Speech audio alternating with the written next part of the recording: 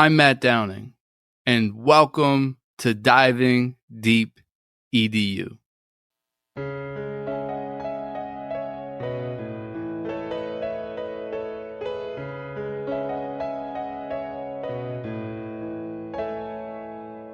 Curious conversations with all types of peeps. Encouraging innovation, we are diving deep. Certainly education is what we like to speak. Fervent with dedication, now it is time to teach. Yeah.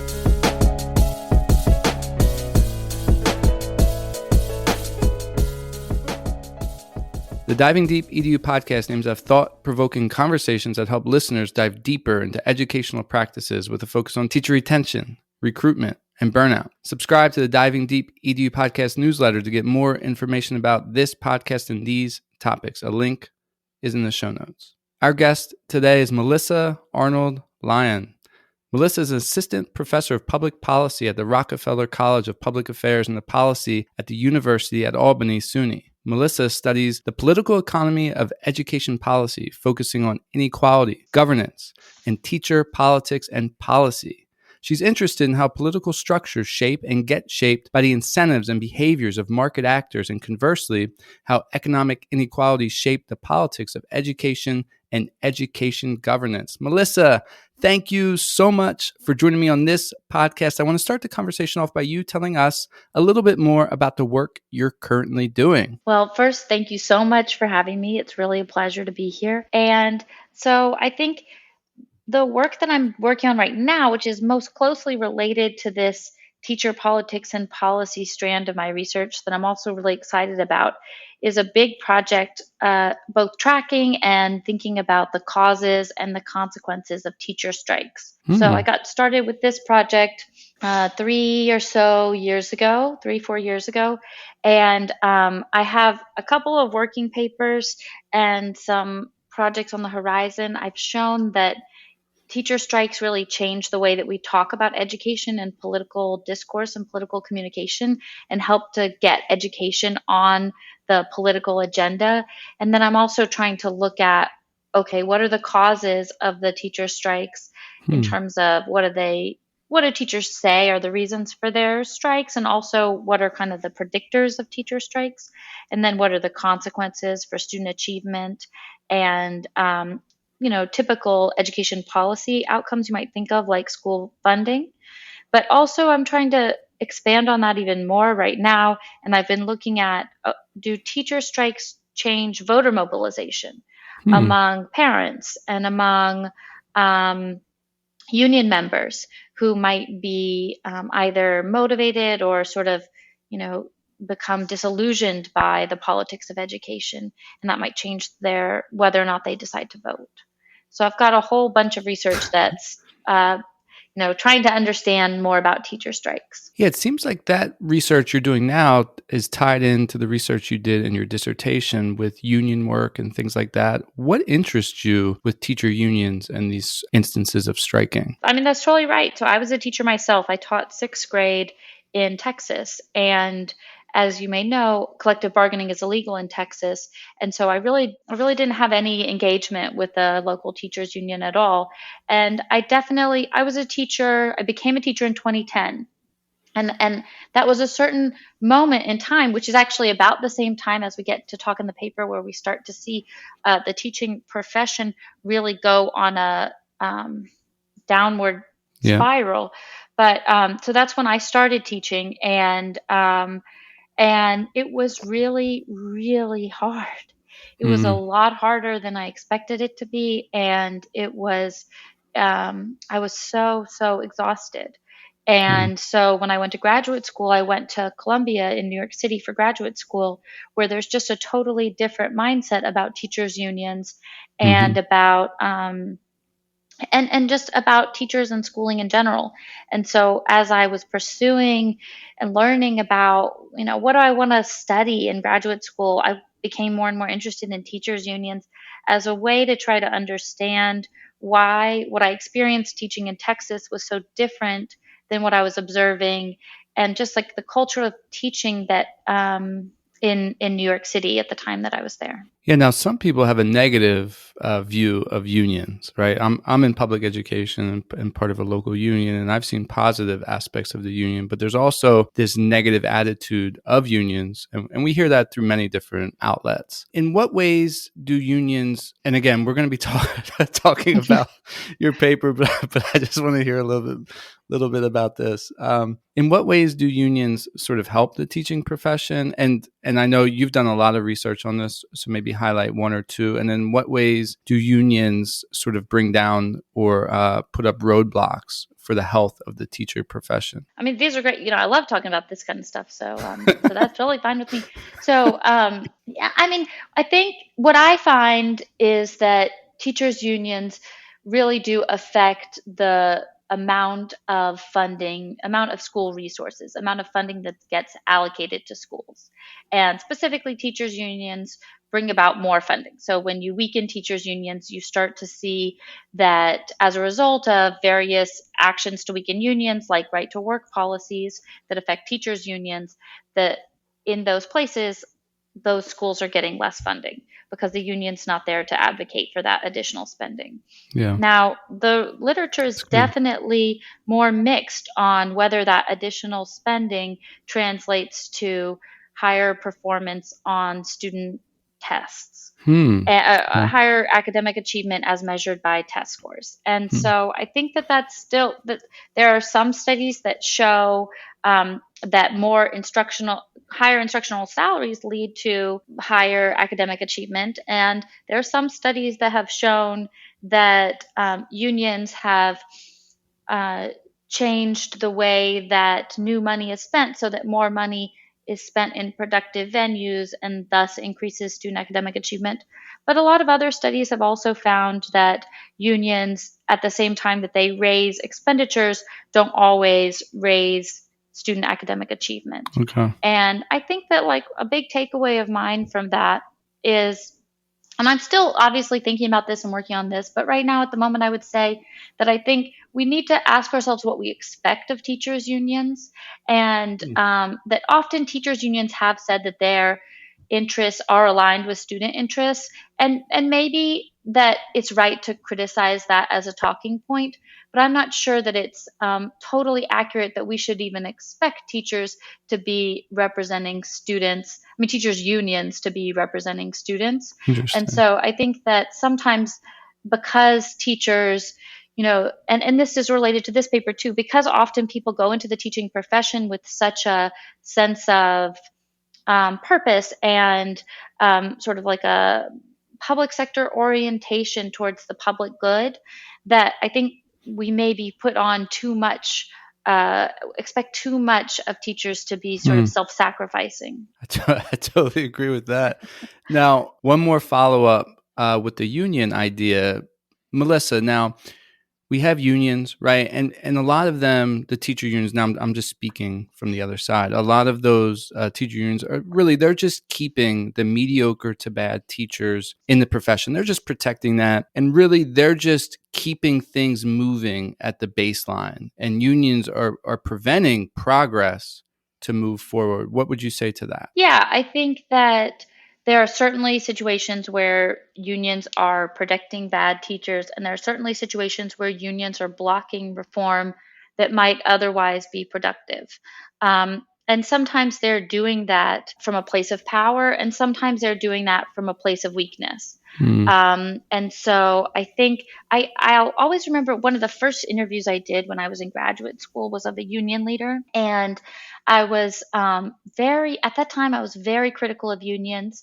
And specifically, there are a couple of articles about seniority transfer rights and how seniority transfer rights are very bad for students. It's the idea that more senior teachers will have the ability to transfer schools, and oftentimes what that means is the more senior teachers end up transferring to white, higher to middle income schools. And then so you end up with more educational inequality as a result, is what the research on that shows. And so I come in trying to, I'm ready to grill him on seniority transfer rights. And he says to me, he's like, I never go into a negotiation saying, you know what, I want seniority transfer rights. He said, I go into the negotiations saying I want higher salaries and better Yep. benefits. Yep. And benefits, healthcare benefits, mostly what he needs. Mm-hmm. Higher salaries, better healthcare benefits. And then the district says, we don't have any money for that. So will you take this? And so I think there is I think that we have to also consider this give and take. Yeah. And that sometimes the union is protecting bad teachers, but that is a product of negotiations that have happened with the district as well. And so it's a complex system. It's not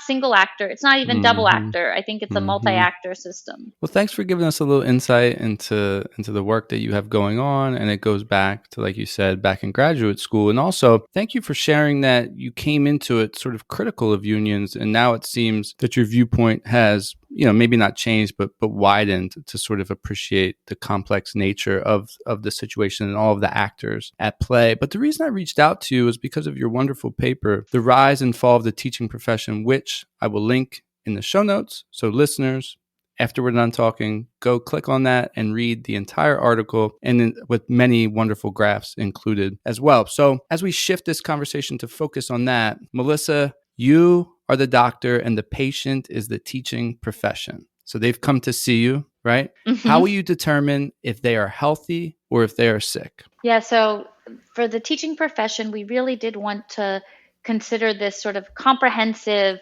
way of thinking about the health of the teaching profession. Mm-hmm. And so we take that idea and we break it out into sort of 4 parts.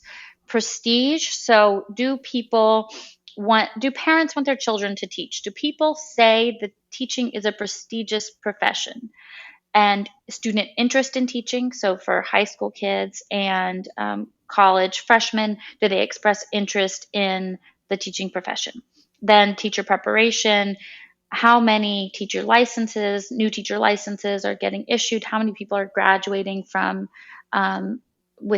universities with education bachelor's degrees and master's degrees? And then we also look at, okay, once they get into teaching, how do they feel about it? So we also look at teacher satisfaction, whether or not teachers report high levels of job satisfaction. And I'm sure you're probably getting to this. Across all of these measures, we're seeing really, really similar trends over the past 50 years. So they really do track on to each other. And we think that's because of this kind of cyclical sort of nature, or maybe cyclical is not the right sense. It's sort of like an arc of the teaching profession where there's society and then student interest, and then you have to decide that you want to become a teacher and prepare for it. And then once you become a teacher, are you satisfied? They all kind of work in tandem. Yeah. One of the first things that jumped out to me from your paper was prestige, right? That's not often a word used when discussing the current problem of the teaching profession. So bring us into that a little bit more. Like, what is your definition of prestige that you're using? Because that might mean different things to different people. And why is that important in teaching? Yeah, so we actually started out, you're right, that people don't talk that much about prestige of the teaching profession. And a lot of times the reason is because prestige, people kind of assume that the prestige of a given occupation doesn't change much over time.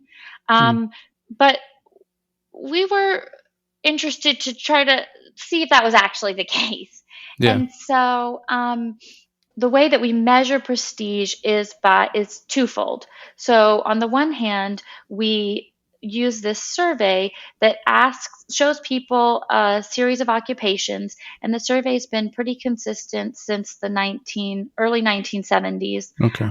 That says, okay, for each of these occupations, I want you to tell me, does the occupation have a great deal of prestige, some prestige, not very much prestige, or no prestige? And so we look at, over time since the 1970s, what's the percent of respondents who view teaching as prestigious? So having some prestige or a great deal of prestige. Yeah. And then we also look at whether or not parents say that they want their child to teach. So PDK has asked this question since 1970, and honestly before that. And so we just look at the percent of parents that say, yes, they would want their child to become a teacher. And we track both of those over very long periods of time, almost 50 years. Now, if prestige in the teaching profession is diminishing, how can it be built back up? Like how, in what ways can prestige within teaching profession be built up so that, people look at it with a sense of prestige going forward? Yeah, so I think just kind of clarifying what we see in the trends a little bit, what we see for prestige and then what we continue to see with the other measures as well is a really steep and dramatic drop in the 1970s throughout that whole decade, basically, and then a recovery in the 1980s, where we actually see prestige get close to its 1970s levels. And then it sort of levels off in the next few decades. And then again, more recently, around 2010, we see another really dramatic drop. So for the percent of parents wanting their children to teach, that's the lowest that it's ever been since the question was asked in 1970. Oh, wow. And for the percent of respondents who view teaching as prestigious, we're very close to the lowest that it's been in 1980, and we're not anywhere near, post 1990 levels. And why do you think that is? So we look into, and it might be worth saying that the paper initially we started out just thinking about prestige, and then and then we were kind of thinking about some of our other constructs in relation to the health of the teaching profession as related to prestige, but we weren't totally sure how. And as we kind of looked at these and started to think about interest, preparation, and satisfaction, we were sort of realizing that it wasn't like we originally thought of interest as maybe like a predictor of prestige, or prestige maybe a predictor of interest, but we realized it was much more complicated than that, and that really they were all kind of getting at this sort of deeper construct of the health of the teaching profession. And so we show that for each of these, they really do follow that similar trend over time. And then we go into, I think, 8, but it's a lot of different potential hypotheses for why that might be. So, Melissa, is there one hypothesis that stands out to you? I know you have a number of them that you've discussed in the paper, I think up to 8. Is there one that sort of comes to the surface or comes to the mind as we're talking about this now? Yes. So first, I just want to acknowledge that we're testing these different hypotheses, we're examining them, but the way that we think of our contribution here is sort of putting out the hypotheses and trying to point a finger towards the ones that we think are the most promising, and we really need a lot more research to get at the actual cause and effect going on here. So we are really taking a macro view, and when we look at our hypotheses, we're pulling in data sources that we're hoping other people will kind of pick up the mantle and continue to test these. And so our testing of hypotheses at this stage is really just an eyeball test. And so I hope that any listeners right now do not feel as though they should be intimidated by any of the methods in this paper, because our methods are essentially pulling together all of these different data sources and showing them on a figure for you to kind of make your own conclusions. And so, but there is one that jumps out. And so what we see when we look at real wages is actually it tracks on really cleanly, probably the most cleanly of all of the different hypotheses that we check with these various trends in the health of the teaching profession. Starting back in the 1970s.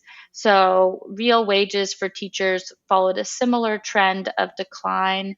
What we see when we look at real wages is that there was a very similar dramatic decline in real teacher salaries between 1970 and 1980. This was largely due to inflation and salaries not keeping up with inflation. But then we do see that salaries increase in the 1980s, again, level off in the 90s. And then we see a similar decrease in 2010 around the timing of the Great Recession. And teacher salaries on average have never really come back up to pre-2010 levels. So if we were going to point to one place where we think we should start to explore more to understand the relationship and the causal effect of salaries on the state of the profession, we would think about salaries. I have a couple follow-up questions with the salaries, but first I want to jump back. I have one more with prestige that I wanted to sort of ask you about as we were talking about that. And then I do want to have a couple with these real wages that you're talking about. With prestige, as we think about data, because I'm in public education and many educators across the country, data is always at the forefront. And when data comes into the conversation when discussing teacher prestige, right, over and over again. For example, reducing teachers to administering tests, and those students that are taking that test, they need to sort of produce this certain number. And that, I believe you mentioned that in the paper, or I heard it in an interview or another article that you were a part of, that can reduce teacher prestige. And I 100% agree. But here's my follow-up. How can we use student data, right? And use these data to help students while also elevating teacher prestige so they both can be true? How can we lift the teacher so they want to be in that profession and it's a redeeming profession, it's rewarding, they can hold their head up high when they walk out of that building, when they walk into the building, but they can also create these data sets that help drive instruction. Like, have you thought about that? Is there any way that can happen? Have you seen that? What are some of your thoughts on that? Yeah, I do. And I think I'm really glad you brought up this point, because actually another sort of this maybe second most compelling factor that we think could be a cause of these changes in the state of the teaching profession is actually teacher accountability and autonomy. We don't have as much data, as many years of data that really gets at this idea of teacher autonomy. But what we do have shows that teacher autonomy has pretty steadily declined since about 2000. And so the percent of teachers who feel secure in their job has declined since 2000, especially around 2010 when we see the introduction of Race to the Top. And that also coincides with student test scores being tied to teacher evaluations in many places. And so I think that we certainly can use data and evidence to improve the teaching profession. And I mean, I'm a full believer in the scientific method, right? And data, collecting data, testing hypotheses is a core part of the scientific method. So I think that there are certainly productive ways that we can use data to improve upon the way that we teach, the way that we learn, how we structure schools. I think that there are two challenges that we have to deal with. I think one is this very real feeling that teachers have when data is used as a stick or as the threat of a stick. Right. And so what we really do see, even though very few teachers, there's actually very little evidence that any teachers lost their job as a result of the Race to the Top reforms that tied teacher accountability to student test scores. But even though very few people lost their jobs, teachers are reporting much less feeling of job security. And so in some ways, the policy didn't do what it was intended to do, because it didn't fire the bad teachers. It didn't end up such that the bad teachers were getting fired. And what it did do was make the average teacher feel less secure in their job.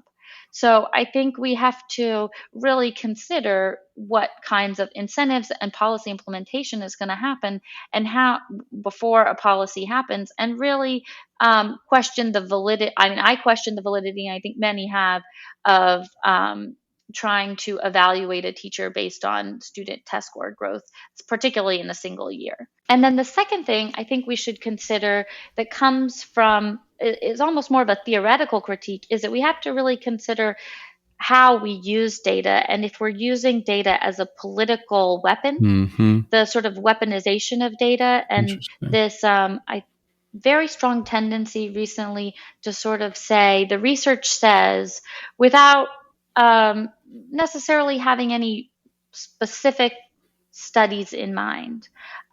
So I think that when we water down data and to this vague, the research says, as the preface to your statement of whatever you believe, Yeah. then we really lose track of what we're trying to do here. So I think in general, trying to call out and be better stewards of proper data usage and recognizing the weaponization of data and research, especially in more recent years, is a second kind of important factor for us to consider as we think about how we might productively use data. Yeah, thanks for clarifying that. Thank you for giving insight into that, because as a teacher and as I talk to teachers, they agree, like you just said, right? We agree with the scientific method. We think it's valuable. But then there's also this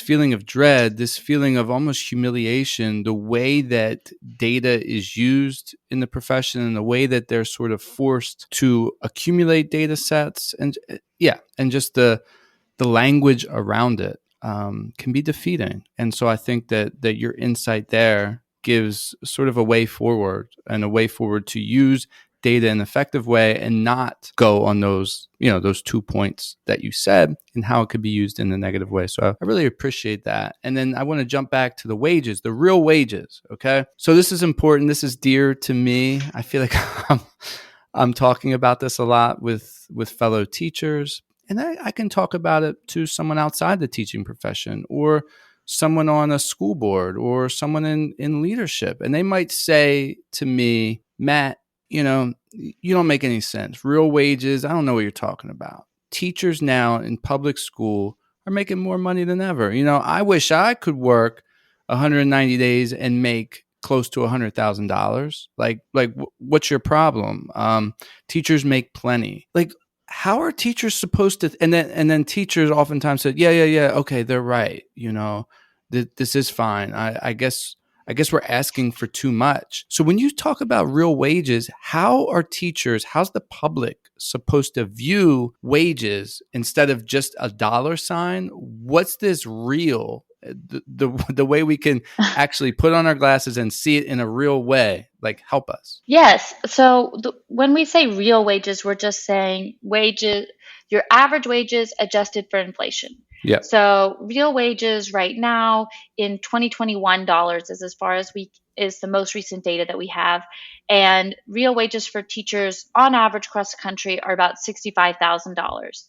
And it's been around there since about a little after 2010. It did drop farther down, so there's been a slight recovery since the Great Recession, but it's not recovered to the pre-recession levels.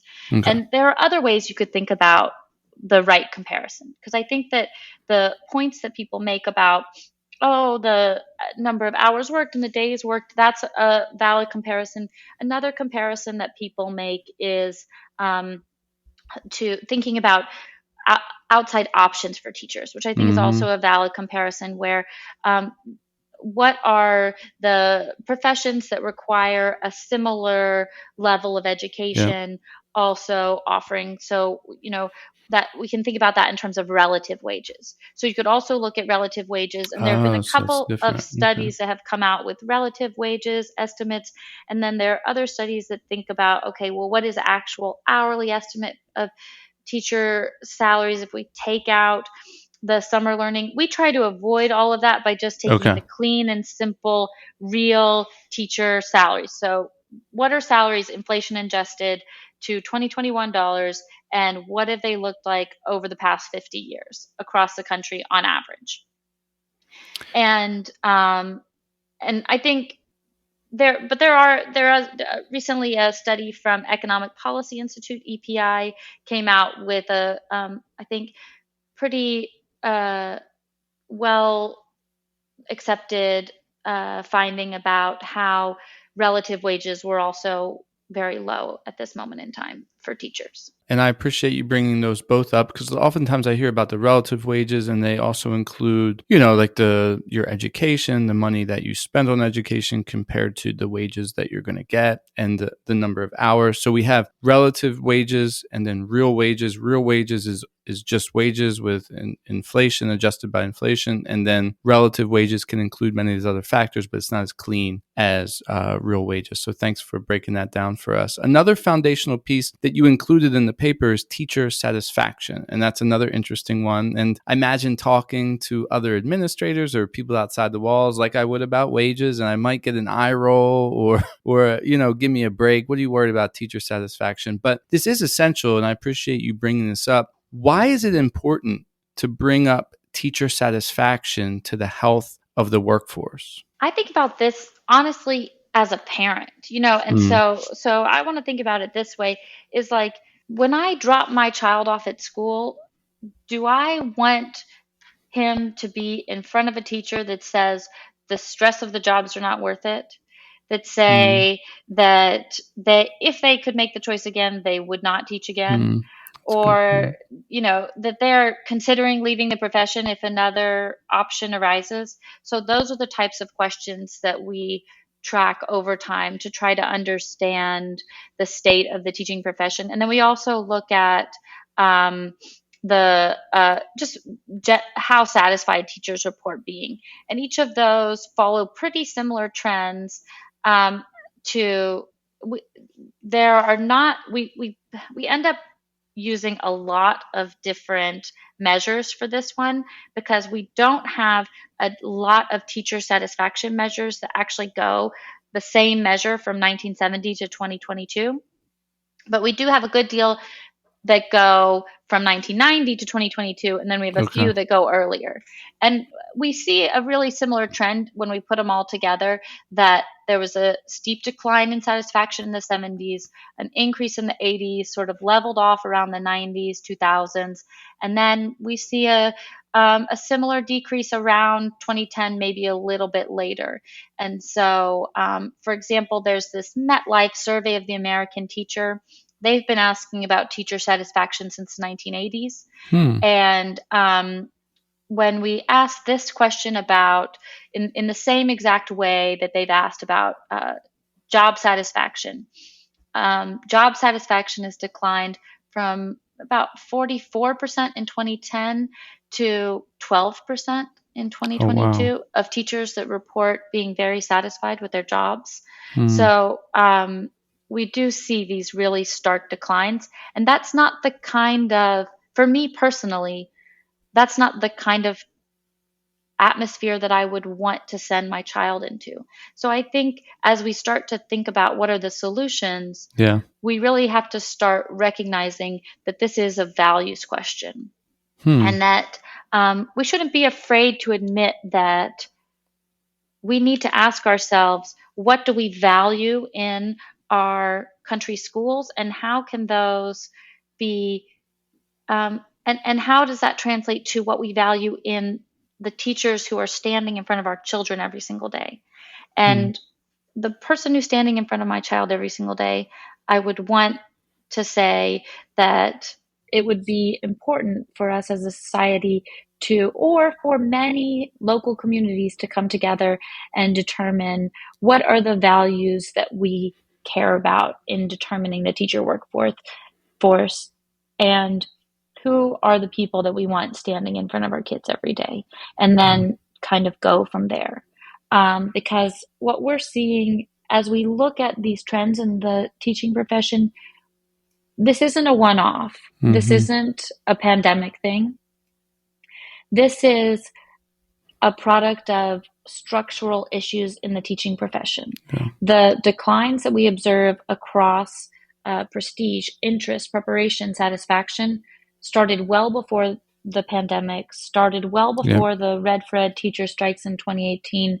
These started around 2009, 2010. This is a product of real long-term structural issues with the teaching profession. And so it's going to take a long-term structural response. That we can have a response, but it's going to have to target each of these constructs that we're talking about simultaneously, and we're going to have to do it. We're going to have to resist the urge to want immediate results.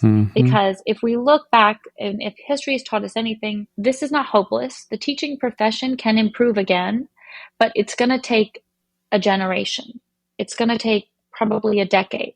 It's a long-term response. Well, thank you. Thank you for elevating values, because even as we're talking, we can get into the nitty-gritty, we can get into this, that, or the other, and there's so many different viewpoints. But as you just elevated values to the forefront of the conversation, that really helps to bring clarity. Like, what's important? What do we value? What do we want to emphasize? And then how can we move forward together? So thank you for doing that. Now, we've talked about things broadly.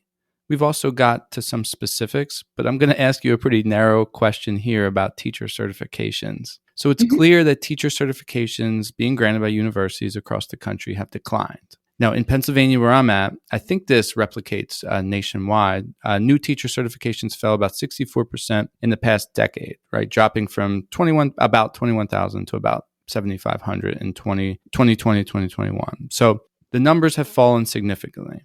But we've also, like, I was, teaching in 2010, and there was a huge surplus, right? Like 10 years ago. So is there a good way? Because I've heard this argument like sort of politicized as well. And I just want to help, like, with clarity. Is there a good way to view this? Like, what's a healthy number of teacher certifications? I know we always want more, and I know we're declining, but have we declined past a point where we can sustain?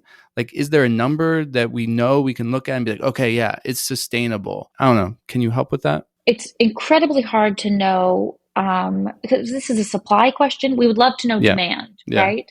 But our country does not keep in any way, shape, or form systematic or even similar across states records on demand. So you could think about that as teacher turnover, as retirements, or as just people leaving the profession. It's very hard to estimate teacher demand. So I will say, we have some supply estimates, but we really don't know demand. However, I think you're right to point out these huge drops in 2010, and perhaps we had a surplus around then. We have data on this basically going back to about 2000. And what we see since 2000 is that more teaching license, there were increasing numbers of teaching licenses getting issued up until about 2006. They sort of level off, and then they really start dramatically declining. So, but we're nowhere near 2000 levels. So in 2000, there were about 280,000 new teacher licenses issued across the 50 states. Okay. Now we're at below 220,000. Okay. At the peak in 2006, there were over 320,000. So that's 100,000 person drop in the number of people who are getting new teacher licenses every year since 2010. It's a massive drop. Yeah. So, but I hear you about this question. Okay, but maybe there were too many before. So we also look at data on who's completing bachelor's and master's degrees with an education major. Okay. So as another way of thinking about teacher preparation that's a little bit different from teacher licenses, and also we have data on this that go back much farther. So we can actually go all the way back to 1970. And what we see is a decline starting around the 1970s, and then a level off.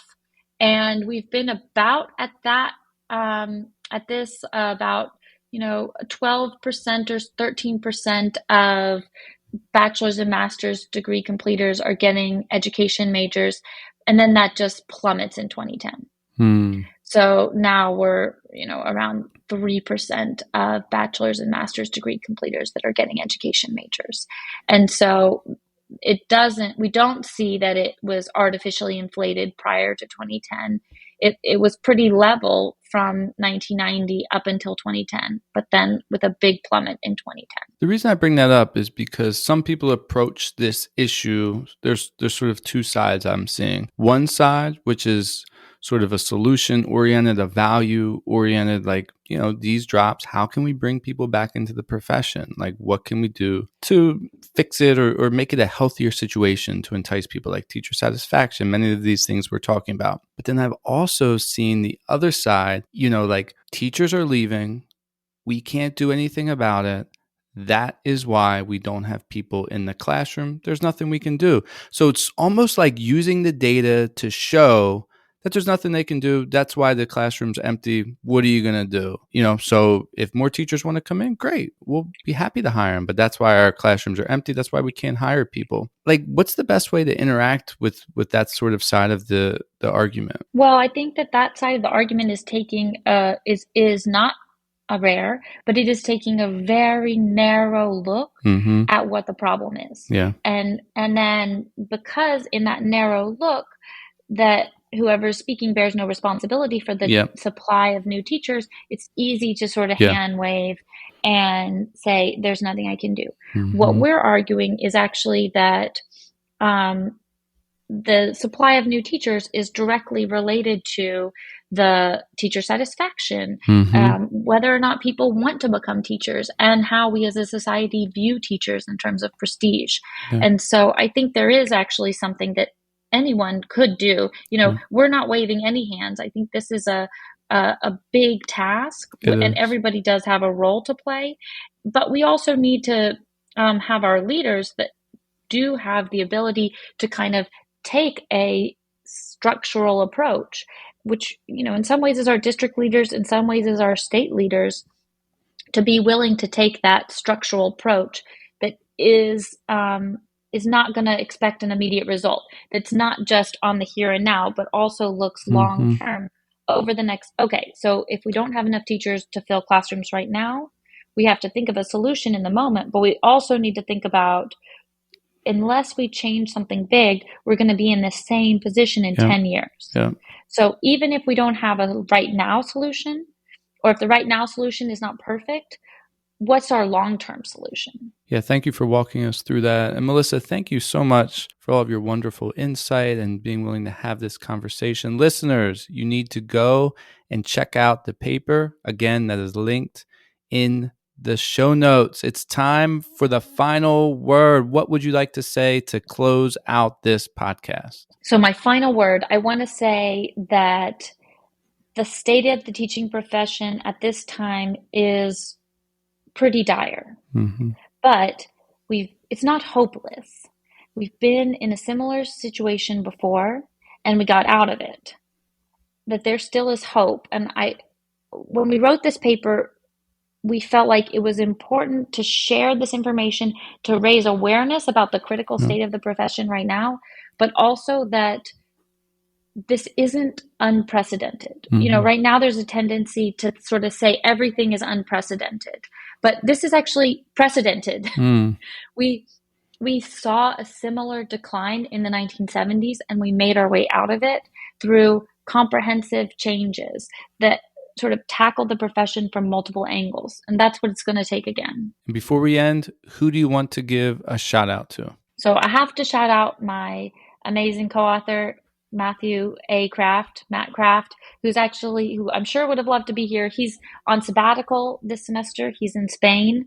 So I hope that he is eating some delicious tapas, drinking sangria, and chilling somewhere. But I got to give him a shout out. Melissa, thank you so much for joining me on this podcast and all of your insight. And thank you for leaving us with that glimpse of hope. Listeners, thank you for joining us on the Diving Deep EDU podcast. If you liked this episode, subscribe, rate, review, and share it out. Until next time. Wow, it's time to reflect. That's astounding. You've been checking out the podcast from Matthew Downing. Hope you like diving deep like a scuba diver. And the show provoked hope, that's our true desire.